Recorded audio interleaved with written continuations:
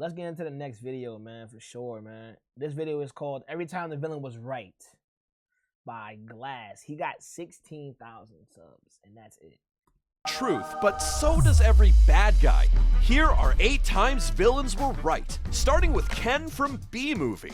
Why does his life have any less value than mine? Is that your statement? At first, we're like, oh, Vanessa cares about all lives. That's so wholesome. But then... Is that same B? Yes, it is. I'm helping him sue the human race. What? Women. Excuse me. I'm not gonna lie. I'm not gonna lie. Why did that trigger me? Why did that feel so valid? I feel like right now, bro, men are so hated, bro. Like even a B makes more sense and is more important than we are right now. That's how I feel. That's crazy. Ma'am, you just met this bee, and suddenly you're skipping yogurt night with your boyfriend to become his legal counsel? Why is yogurt night so difficult? Poor bastard. Yo. Alright, listen, anybody in the chat watching, there's 17 of y'all, right? If any of y'all are men, right? And I know some of you guys are. If a girl keep canceling on you hanging out with her, stop hanging. Don't even plan nothing else. I'm gonna say that right now, right? This is some top tier advice. If you invite a girl somewhere and she cancel, cool. Reschedule. Great. I understand that. People be busy. She cancel again, don't pursue it. Don't pursue it. Don't invite her to nothing. None of that. Or if you do invite her to something, make sure it's a group setting where other girls are there so she can see how cool you really are. And this is why female friends are really important. But that's a different conversation. But, okay, maybe it's just work, right? Right? Well, hello. Oh, Ken. Hello. I didn't think you were coming. You're a liar, a cheater, a sinner. I mean, if I came home and found the bee my girlfriend has been spending time with just sitting in my chair, clinking glasses and laughing, yeah, I'd be upset too. Just maybe not this level of upset. I've got issues! Well, that you do, Ken. But he's not really wrong. He's just a little bee. And he happens to be the nicest bee I've met in a long time. Huh? Yeah, man, she's running a whole different operating system. Rather than hear out her boyfriend, Vanessa's out here defending Barry as he smirks. In the end, Ken snapped because of a romantic crisis with a bee. But moving on, Vincent from Over the Hedge... Wait, how was Ken a villain?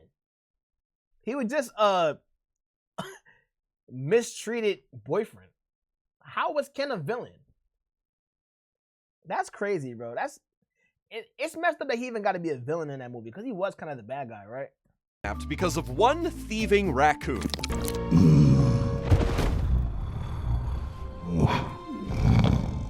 There he was, just a giant fuzzy bear enjoying hibernation with his do not disturb energy. Until RJ decided to and make a very bold but questionable decision. Just take what you need.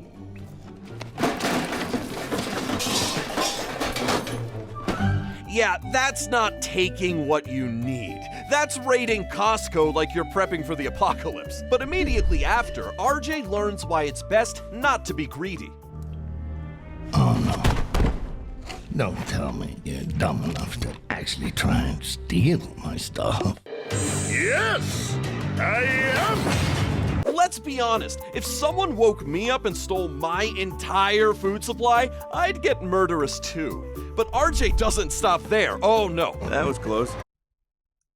W. King Von clip. That's crazy. What up, Bree? What up, Bree? What's the vibes, man? I'm just watching some TV, man. Watching some videos. This my new thing for me outside of rugs. I'm not making rugs. I get you, Vincent. I really do. And just when you think RJ can't make it worse...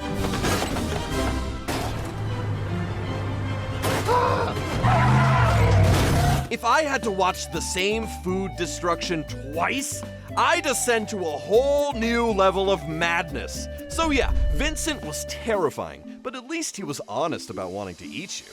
Unlike Lotso from Toy Story 3, who looks like a strawberry-scented emotional support teddy. Alright, chat. Rate how evil Vincent is. Dude pulled up to his hibernation, right? Stole his food and then destroyed it all. So then I remember he made RJ get all that food back using the woodland creatures. But was he really that evil, bro? You bothered me type shit. You feel me? I don't know. This dude, though, a little sketchy. I think he was kind of evil. I don't know. But please call me Lotso. Buzz Lightyear, we coming. Until he isn't. Push him in, all of them. Sir, you smell like fruit. Why are you talking like a mob boss? And to think, all it took for him to become this way was a little girl. But by then, it was too late.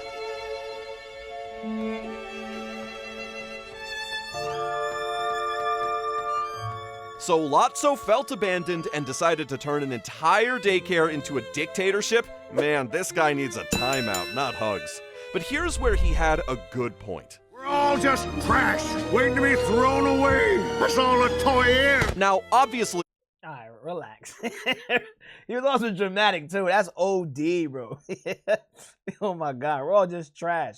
Yo, y'all remember Forky? Y'all remember Forky, yo? I should put him on the screen somewhere. Y'all remember Forky? Alright, you know what? Fuck it. I'm gonna do it. I'm gonna put him on the screen.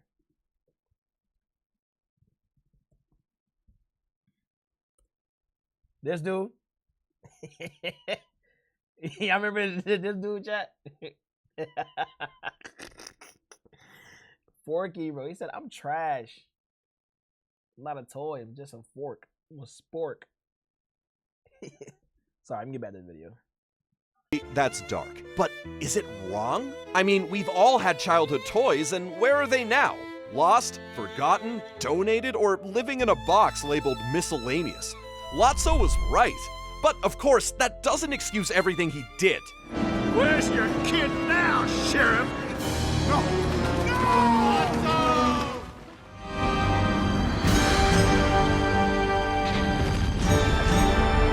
Bro went from cuddly to cold-blooded faster than Ken changes outfits. And speaking of cold-blooded...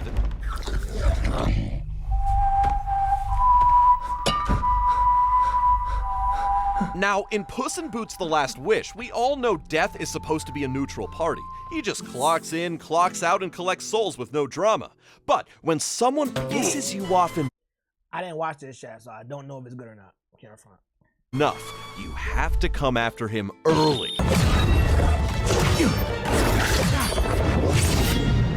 What could Puss possibly have done to aggravate death like that, though?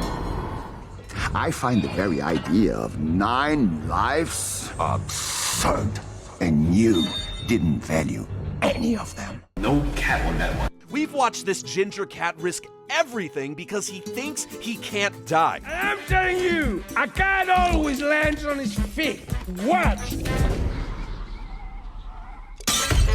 Yeah, Puss, this one's on you, especially when you spend your whole career mocking death like he's some background character. Relax! I am Puss in Boots. I laugh at death.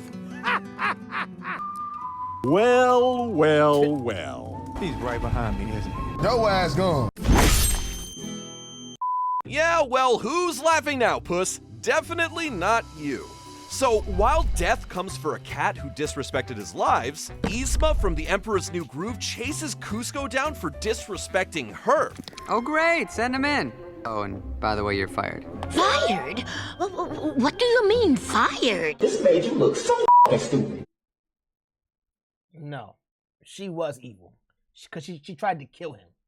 I mean, getting fired shouldn't be that big of a deal. And it definitely doesn't warrant planning crazy revenge schemes like this. A few drops in his drink, then I'll propose a toast, and he will be dead before dessert. Dude. What is wrong with you? There's being fired, and then there's accidentally turn your boss into a llama while trying to assassinate him. Big difference, Yzma. But I get why she felt so betrayed, though. How could he do this to me? Why, I practically raised him. Yeah, you think he would have turned out better. Yeah, Yzma, maybe you raising him is why he's so messed up. Still though, she's not wrong about one thing. Kuzco is absolutely not fit to be a leader. You really think a crown gives you power? This guy did some terrible things as emperor. I'm sorry, but you've thrown off the Emperor's groove. And not to mention his summer getaway plans. At my birthday celebration tomorrow, I give the word, and your town will be destroyed to make way for this. He announces massive fiction like he's promoting a festival. He doesn't even give Pacha a relocation solution. Don't know, don't care. Hey, yo, what the fuck? So, yeah, Kuzco was a disaster of a ruler, and his relationship with Yzma was always a complicated one. But in The Emperor's New School, the sequel series, their dynamic becomes different.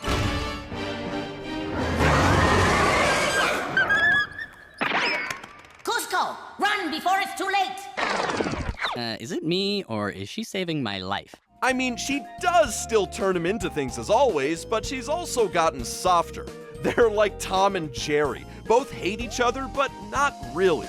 Unlike Yzma and Kuzco, though, Syndrome from The Incredibles feels actual hatred for his enemy, Mr. Incredible. Am I good enough now? Who's super now? Oh, I just can't wait to beat your ass. Phew, that line alone tells you everything. This man is a walking contradiction in Rocket Boots. Like, he hates superheroes, but he wants to become the ultimate one. But for someone who wants to be the hero, he's done some genuinely awful things. He knew there were kids on that plane, and still he pressed the kaboom button like it was a space bar. And speaking of kids... The baby's sleeping. Bro, in what universe is kidnapping your enemy's baby and raising him as your sidekick an acceptable life choice? You got issues. Syndrome? But for all his villainy, Syndrome did have a point about one thing. I'll sell my invention so that everyone can be superheroes. Everyone can be super. And when everyone's super, no one will be. After being rejected by his idol, he wants to give everyone else the chance he never had. Rocket boots for everyone. Superpowers handed out like free samples. He may have wanted to fight inequality, but he went about it completely wrong. You don't fix the system by building a murder robot and dropping it on Metroville, Syndrome. And just like Syndrome, Robert Callahan from Big Hero 6 also wanted justice, but his villain arc comes from a more painful place. Callahan was a respected professor, beloved by his students, but he became yokai the moment Cray put his daughter Abigail in danger. Mr. Cray, is there a problem? No, no problem. It's well within the parameters. Let's move forward. Sir, the machine's literally saying there's a problem. It's not a toaster that sometimes sparks, but still works fine. Is innovation really more important than a life, Cray? Well, apparently yes, because that's how Abigail disappears when the portal blows up. No wonder Callahan snaps. Hey! You did this! You knew it wasn't ready! I mean, if you lose your daughter to corporate negligence, you'd be out for revenge too. But maybe not destroy the city levels of revenge, though. No, you can't! But underneath all that rage, we can still see the grief. This won't change anything. Trust me. I know. In that one moment, Callahan isn't a monster. He's just a father who never processed his pain. And instead of going to therapy, he projected that pain onto the entire city like a one-man disaster film, which is something Tai Lung from Kung Fu Panda can definitely relate to.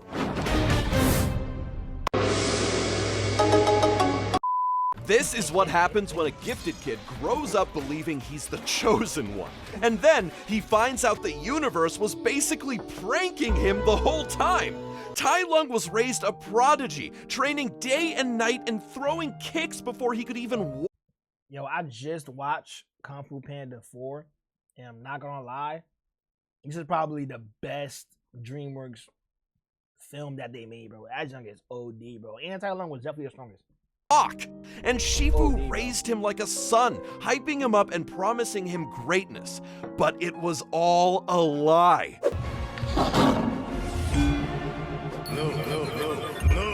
One single no from Oogway, and Shifu folded like a paper fan in a rainstorm. He immediately denied Tai Lung the destiny he had been groomed for all his life, and he came back for revenge. Who filled my head with dreams? Who drove me to train until my bones cracked? Who denied me my destiny? Jeez, if you really think about it, Tai Lung was kinda right. Now, sure, going on a full murder rampage was not the healthiest way to express his feelings, but ultimately, the real blame goes to Shifu for giving him false hope and then not defending him. Which goes to show that sometimes villains aren't born evil, they're just pushed to be. I feel like most villains are like made. But this was kind of shaky. I give it a 6 out of 10, 6 out of 10. Glass, appreciate you for the video, man. It was I. I think you kind of reached a little bit, and you should have reached in your pocket and got some better characters. Everybody didn't watch all these movies that you were showing, but on YouTube, holla at me on YouTube. I'ma do my next one off stream. Click another video if you want to watch some more reactions with me on YouTube.